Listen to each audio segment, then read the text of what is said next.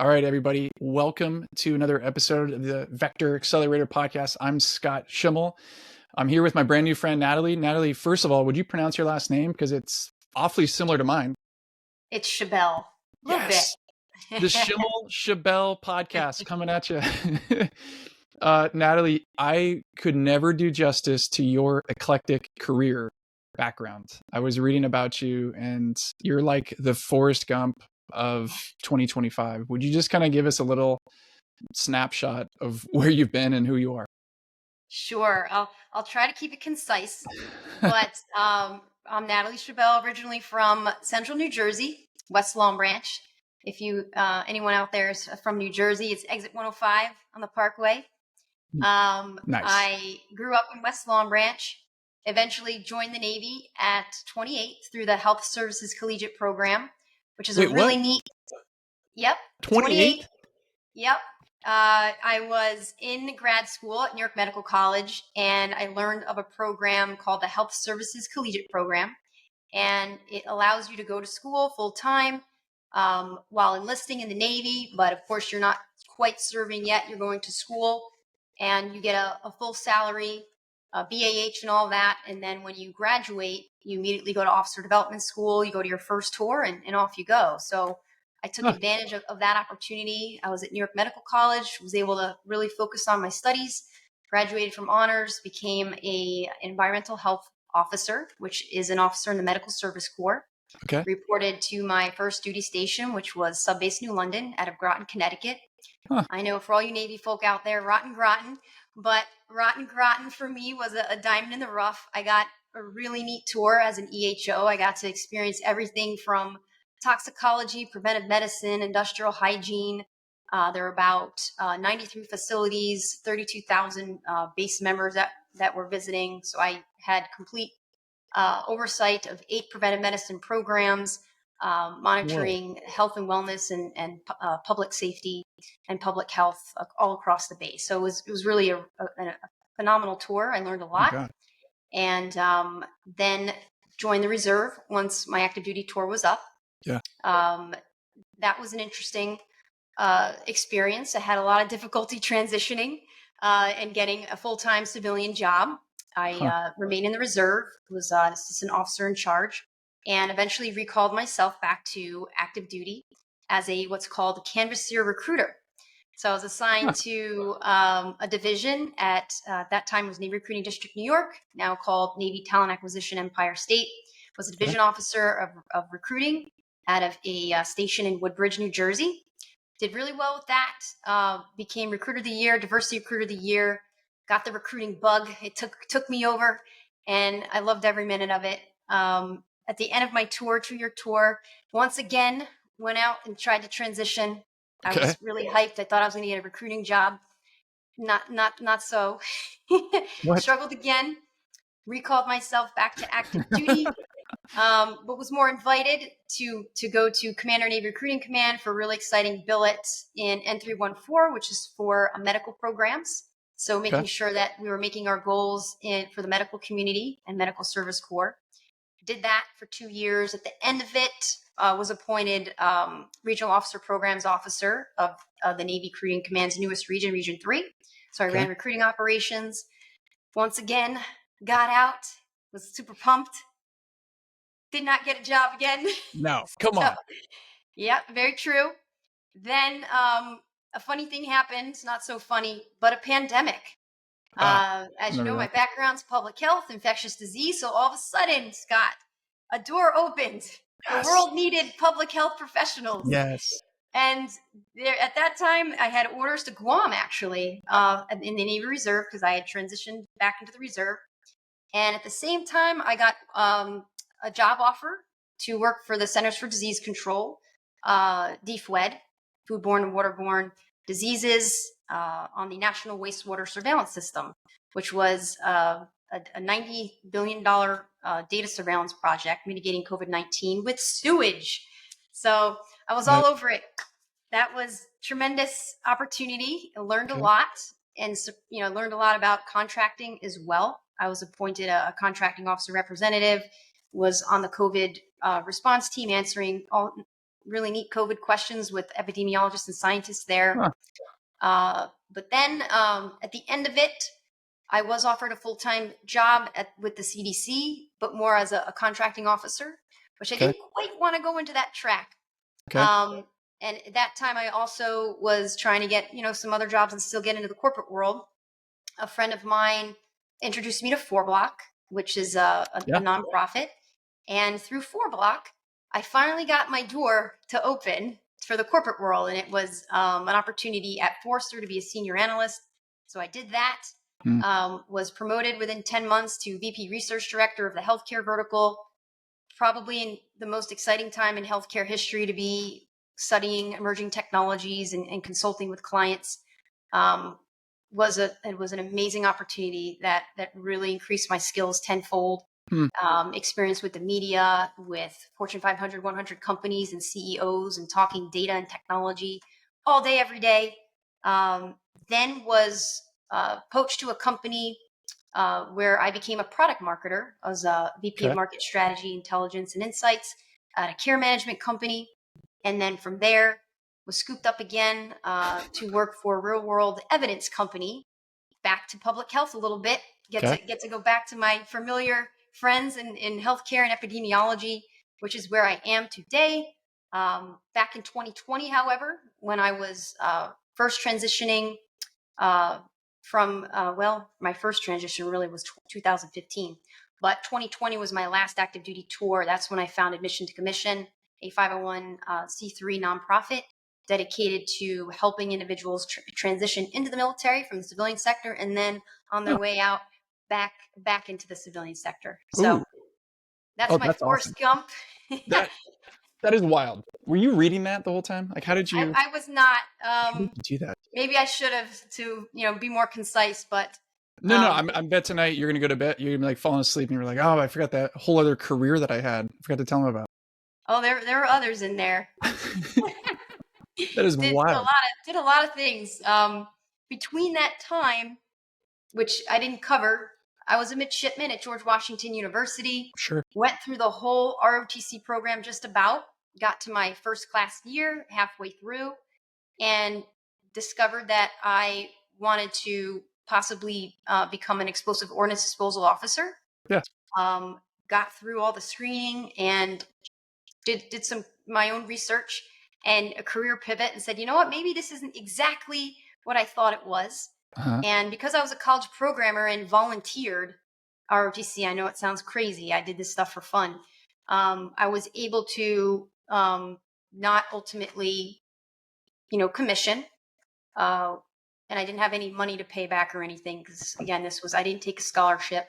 I was new to it, did it my sophomore, junior, and half of my senior year. And had the idea of joining the Coast Guard as an officer doing search and rescue. Sure. But somehow I was declared colorblind, and there went that. So, there was another pivot. It was like, oh my goodness, what do I do now? I ended up going to acting school. I went to culinary school. Are you serious? I did. It was not lost, but I'll say finding myself, finding what I love to do. And during all of this, found my way back to the Navy. I still wanted to serve, but in the Medical Service Corps, which I did not know existed. Nobody told me about it when I was a first class midshipman. The officers were like, we hate to see you go, but, good luck to you. Instead of saying, hey, midshipman, did you know there's an entire field out there of Navy medicine professionals, and you could be one? You could be one. Medical Service Corps, we have 30 or so different specialties. Everything from podiatry to, environmental health to psychology, physician assistant. And it took me 6 years to find that out myself, and to be lucky enough to get one of the coveted scholarships. My only thing I would change about the Navy is not joining sooner. But hey, I was off cooking and doing Forrest Gump things. And it created the foundation to what I do today, to help others on their path, to give them the information, the resources that they need, so that, they're not wondering, what I want to be when I grow up. How do I get there? And what are the gaps that I need to fill? Well, what a intro segue to the Vector podcast. I mean, it totally makes sense why you're here. As you were talking about like these kind of pursuits you did in your self-exploration, I was just thinking like most people when they're feeling lost or trying to find out what to do, like they use YouTube. Like you actually just go enroll to things. You like sign up and spend like multiple years there. This is going to sound super pretentious, perhaps. This morning I was reading existential psychology, and there's the pretentious part.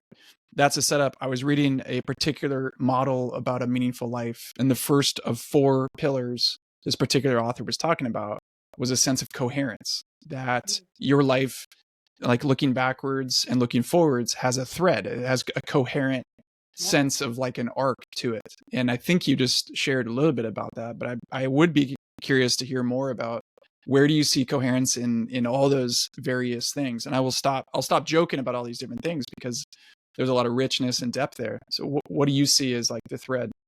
Yeah, at every step, every turn, there were things that created that foundation to what I do today. And I wouldn't be a quarter the person I am today if I hadn't done these things, if I hadn't been rejected, if people hadn't said no to me more than once. And to what I am today, market strategist, consultant, it was solving problems and figuring things out from day one, way, way, way back. As a brand new environmental health officer, you're on a base, the sole environmental health officer for all these individuals. And, you learn what you learn in school, but it is nowhere near what is, expected of you when you take on a role that large. So, you sit and you learn and you figure out problems and challenges. You learn to be resourceful. You learn to rely on your sailors and your chiefs and learn the craft, learn the regulations, local, state, federal. And what you're really doing is you're learning to be a researcher. You're pouring yourself into all these different regulations and guidance manuals and SOPs on all these different echelons, from local to, the Navy, of course, and BUMED has their own protocols, from a federal perspective when you're dealing with toxicology and contaminants. And you're becoming a scientist in many ways and a researcher, not maybe in the traditional sense in a laboratory, although we certainly did work with the lab, but you're learning how to deduce and conclude.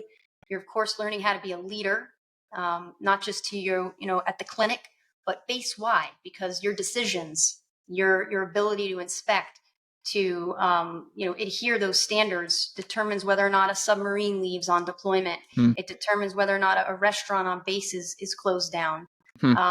So to have that magnitude of responsibility was quite powerful right out of school, and that's something that I will cherish for the rest of my life. When you kind of walk through those clinic doors and you say to yourself, "Am I capable of this? Am I ready?" Tag, you're it. You look left, right, and there is no one else. They say, "What do you think, Lieutenant?" And I had a little nickname, Lieutenant Brockovich, because I was finding all these little things, and it was just an ocean of things to look into. And you would go right to the base CO or right to the CO of Naval Health Clinic New England, and they were relying on your expertise and your advice. So it was on you to be ready and to collect all the information that you possibly could to make a decision that would literally affect tens of thousands. And, so I took that with me, as I went out into the corporate world. And, even when I was on Subbase New London, I was writing for the base paper, The Dolphin. So there laid the groundwork of marketing. When I took a recruiting tour, that furthered marketing. You're learning about lead generation. You're learning about social media marketing. You're learning at bottom of the funnel, top of the funnel, what it is to sell, the sales cycle. You're selling the Navy. You're selling yourself, really. You're selling a brand. That's marketing. Every little bit was marketing. Prospecting, being out in the field, going to high schools, colleges, public speaking, talking to future recruits or people that were going to buy your products out in the corporate world, gaining their trust, guiding them, mentoring them, onboarding them. Navy recruiter does like 16 different jobs, whereas you go into the civilian sector and you're a sourcer or you're an onboarder, you're a manpower analyst. You got to be it all in the Navy. So it was a crash course in business, really. And then when I got to the CDC, I learned what it was to go through the trademark process. We were branding the National Wastewater Surveillance System logo and, working on the web pages. And there again was marketing, was demand gen, was product marketing as well. And so I learned all these little things on the way of what it was, Hmm. to market a product, to write, to generate content, to deduce, to and conclude, to do research. So when I became a healthcare analyst, all those facets were inside me. I just didn't know it yet. Yeah.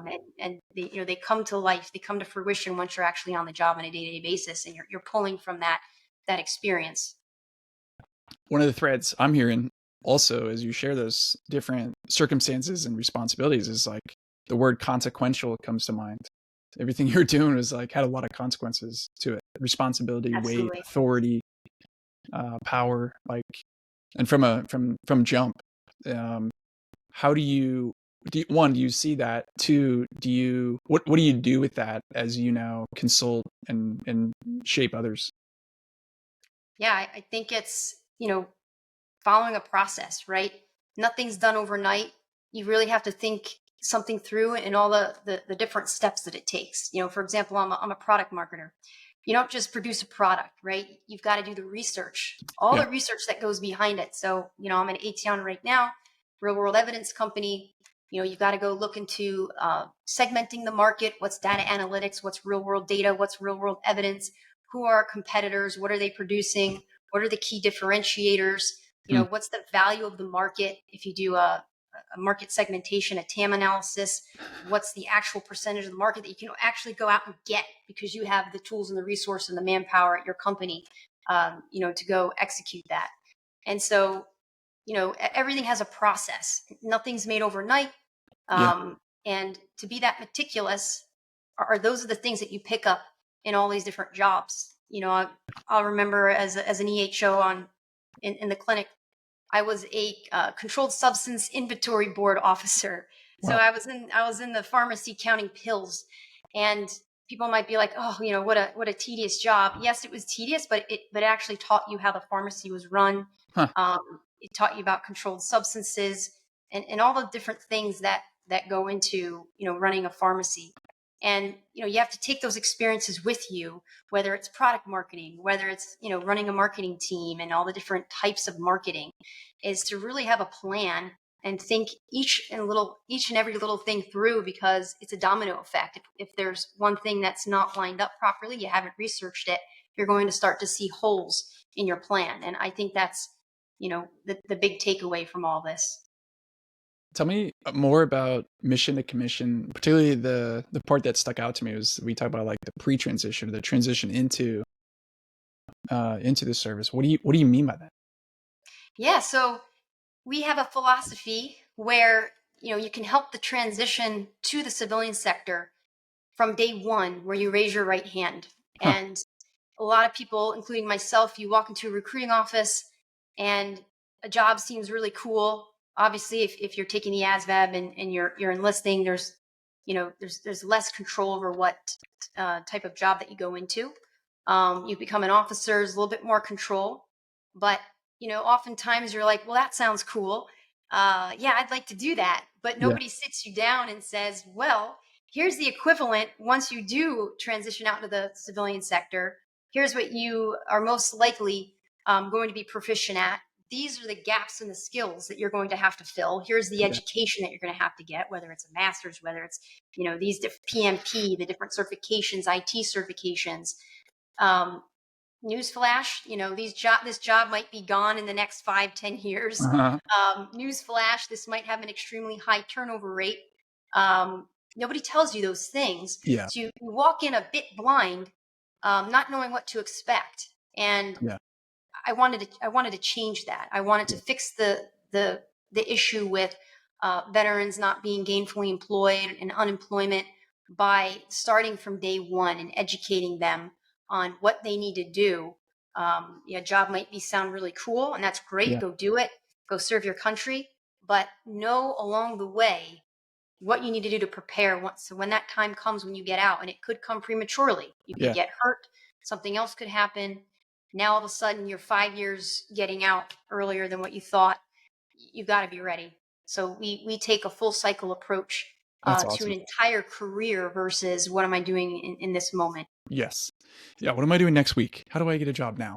You Yeah, had a post the other day on LinkedIn just a few days ago, maybe this weekend, that stuck out to me, grabbed me, the 7 myths of veteran transition. And I thought if you'd be open to it, we can go through some of those. And I just love to get sure. your reaction. Your first one, you said, veterans have it easy when job hunting.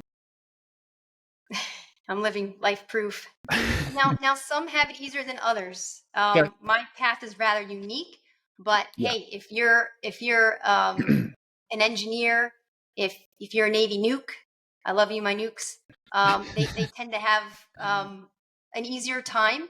Not to say that's an easy Yeah. transition, but they're very high in demand.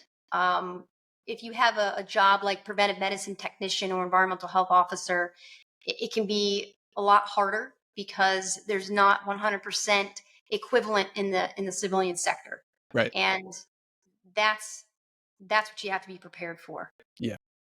Okay. Myth number 2, veterans only belong in government or security jobs. That's a huge misnomer.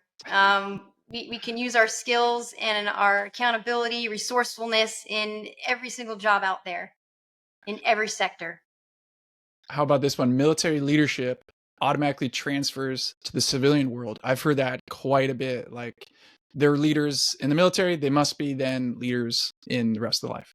Yes, and that's a good one, and that is a hugely controversial topic, always is.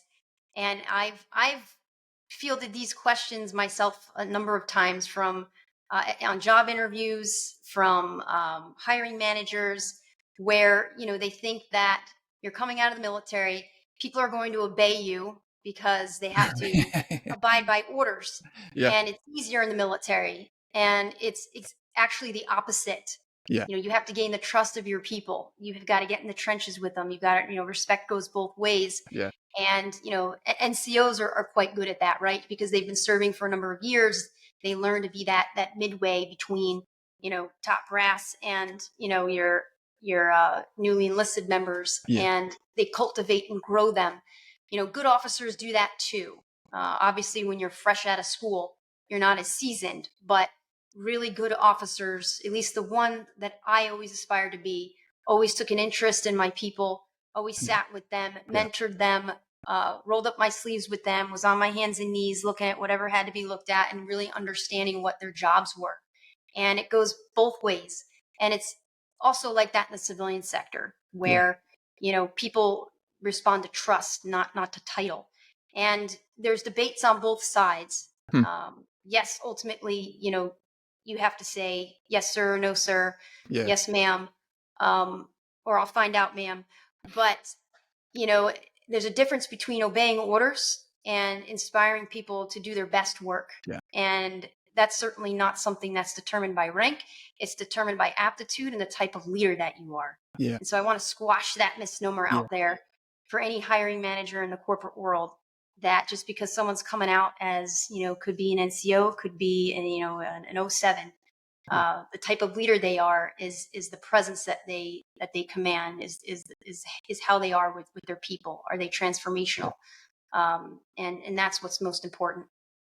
I ran into a friend of mine who's a retired Marine, and he was talking about in the first year of his job after the Marines, he got pulled into HR a couple times because the people under him would report how aggressive he was. That was like their language.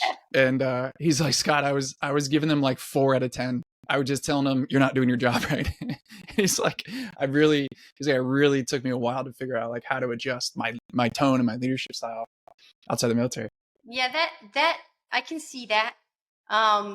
It's a different world, and especially with the different generations. Mm-hmm. I don't want to get too controversial. Yeah. Let's not But get canceled by the generation has a different way of learning. And so if you come out, kicking and screaming, that's the wrong way to go. And that's like that in any job, in any company. I always like to join a company, sit back, take it in, observe, right? You've got your radars on, who knows what they're talking about, who doesn't, who do you want to emulate? Do that first, become an expert at that company's processes, Yeah. determine what's not working, what is working, and then gradually, little by little, you start transforming things, not right Yeah. away. Yeah. I learned that, as a new officer, coming in and knowing, hey, you only know what you know. And, Yeah. coming out with your textbook knowledge and not practical experience, there's a lot to learn, so much to learn. Yeah. And so you have to have that level of humility. You could have, commanded 1,000 people, thousands of Mm. people. But at the end of the day, the people at that job still know more about that workflow than you do Right. until, you get up to speed. Yeah. All right. Another myth. The military prepares you for everything. Now, you might actually be the one that says, no, they really did. I had so many roles, so many different perspectives. I got it. But what would you say to that? They didn't prepare me to transition to the civilian world, That's that's for right. sure. But it sure taught me a lot. And I think it teaches you the most about yourself, right? What you're Mhm. capable of. You're put into these huge responsibilities in dollars and, of course, in human lives. And nothing can really replace that, in my Yeah. opinion. Yeah. And so it teaches you how to adapt and navigate and be a problem solver Hmm. and be a better human altogether. Yeah. But it certainly doesn't teach you how to negotiate salaries. Right. It doesn't negotiate. It doesn't teach you how to make money. We're in the business of spending money Yeah. in Great point. DoD and government service, not in well, we save a lot of money sometimes, but Yeah. not in generating revenue. Yeah. Yeah. Um, mergers and acquisitions. Yeah. There's a lot of gaps there that you simply don't get. All right. Last one. Veteran is your identity forever. There's a little truth to that. I think there's a little part of you that, at least me, that I will always proudly take with me as a veteran, but it's certainly not all of you. And you've got to keep the memories and hold them close to your heart, but Yeah. also, move on and, learn to adapt, learn new things. Certainly find your tribe once you get out, because Yeah. it's incredibly comforting, especially when you're going out into these unfamiliar environments and that aren't steeped in tradition and brotherhood and camaraderie. Yeah. But you've got to learn to be diversified and learn to have different talents and different interests, because that's what makes you ultimately a better leader, a better human, and a better employee. So what's your, kind of wrapping this up? What is your, I would say, if I would say it's like your big dream, but like what do you hope looks different 5 to 10 years from now for veteran transition? I hope that's a great question. What I'm trying to build right now, I hope that it's a much bigger part of the transition. A place where people can go and get all the resources that they could possibly need in a transparent way, in a Mm. way that they can do autonomously and self-discover whatever they want to learn, whether it's about a career path, the salary that it makes, the skills that they need, Mm. um, how to fix their resume, do all those things independently on their own time at their own pace. We don't really have anything like that right now that isn't a full, comprehensive, holistic approach to a transition. Yeah. And even any nonprofit or company that's attempted to do it, it's far too late. Yeah. You want to be doing that when you're searching for a career in the military, and then throughout your military service, so you can prepare. And then Yeah. once again, when you're transitioning out into the civilian sector. Yeah. That's awesome. So tell us how we can connect with you and stay connected. Sure. Anyone, any background is invited to reach out to me at natalie.schibell at mission to commission, that's TO, commission.org. And I will get back to you. Probably no more than 48 hours. I've never not responded to anyone. I believe it. Natalie, thanks so much for being on the show. And we look forward to, holding on the coattails and seeing where you go next. Thanks so much for having me. It's been a pleasure.